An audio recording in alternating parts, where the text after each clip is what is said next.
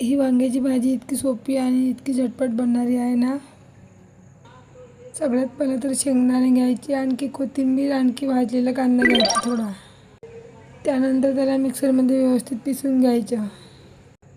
तिथे 3 ते 4 लसूणच्या कांड्या पण घ्यायच्या. त्यानंतर एक छोटासा कांदा घ्यायचा, त्याला बारीक कट करून घ्यायचा आणि तिथे व्यवस्थित तेलामध्ये टाकायचं आणि परतून घ्यायचं.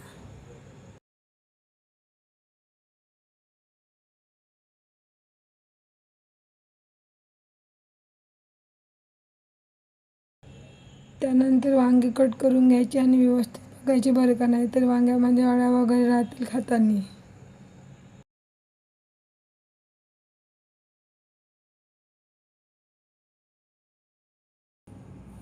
आणि लगेच बारीक केलेला पूर्ण मसाला याच्यामध्ये भरून घ्यायचा.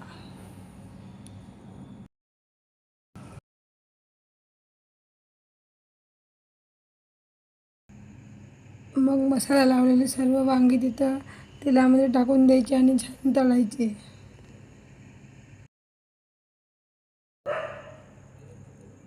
आणि मग तिथे 7-8 मिनटं शिजू द्यायचे आणि पाणी वगैरे टाकून 7-8 मिनिटांनी आपली भाजी रेडी होऊन जाणार. ही बघा आपली भाजी तयार झालेली आहे. आता छानपैकी कमेंट करा, लाईक करा. Bye bye.